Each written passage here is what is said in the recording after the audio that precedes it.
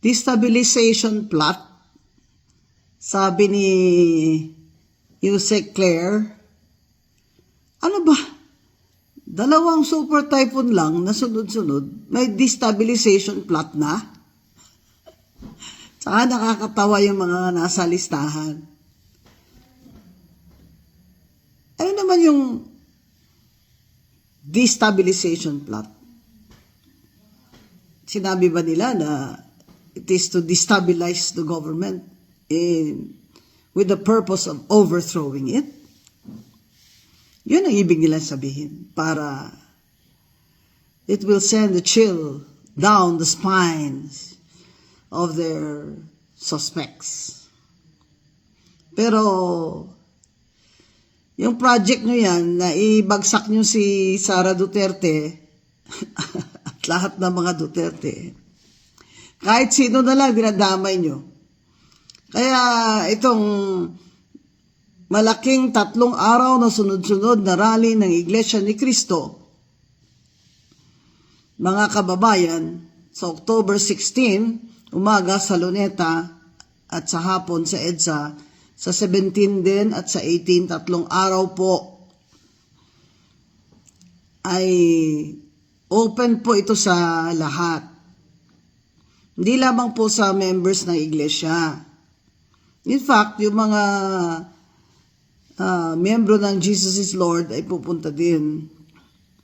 Pero tayong mga hindi miyembro nila ay welcome na welcome po, dahil ang topic naman ay ang pagtutol natin sa massive na korupsyon sa ating bansa na siyang nagdudulot ng kahirapan at kamatayan sa ating mga kababayan. Ito bang mga raling ito? Malacanang, sagutin nyo. Hindi na ba kami pwedeng mag-rally? Kasi baka destabilization plot din kami. Hindi na ba kami pwedeng salita ng opinion namin na bangag kayo dahil destabilization na yan at illegal? Yung pagkasabi nyo pa ng destabilization, para kaming nung araw, sabihan ka lang ng NPA ka, kahit di ka NPA NPA ka na. Baka nakalimutan nyo na matatanda na po kaming mga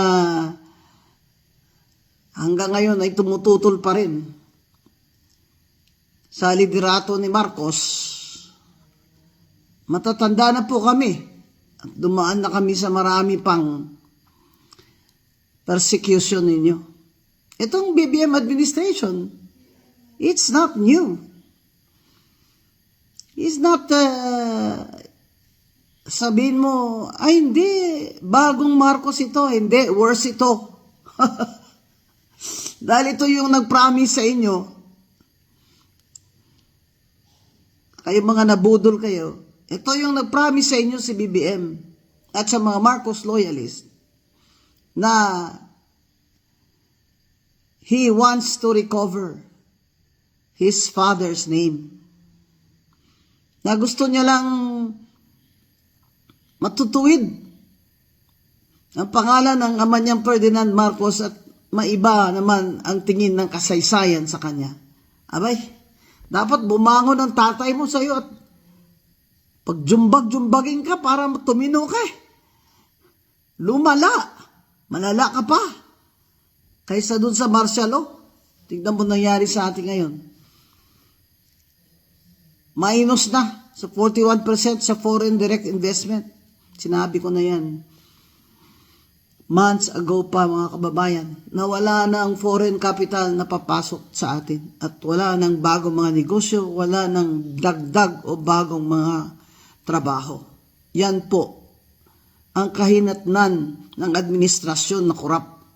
Kaya ito pong bagyo, hindi po ito coincidence.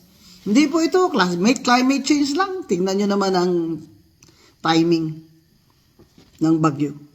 Kaya ito pong pagpuprotesta natin, wag po kayong matakot na tayo naman ay tatawaging destabilizers dahil tayo ay nag-exercise lamang ng ating constitutional freedom of speech and to air our grievances against our government, against the government of BBM that has failed us, and the whole world is watching.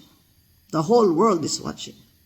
Sama po kayo sa mga rally sa November 16, 17 at 18. Ano man po ang relihiyon nyo, dahil hindi po ito batay sa relihiyon lamang ang ating pagtutol sa gobyernong kurakot at sa gobyernong incompetent. 16, 17, 18 po sa Luneta at sa EDSA. Kaya mga kababayan, itong destabilization na announcement nila, this is for the purpose of scaring all of us para hindi po tayo pumunta sa mga rally. Tumayo po kayo para sa bayan natin. Tumindig kayo.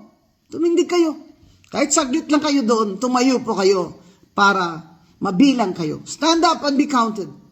Show your love for your country. Join the rallies kahit saan man kayo. Kahit sinong rally, sinong grupo ang gusto nyo salihan, sumali po kayo. Sumali po tayo. Laban sa BBM administration na corrupt, incompetent, at mapaglinlang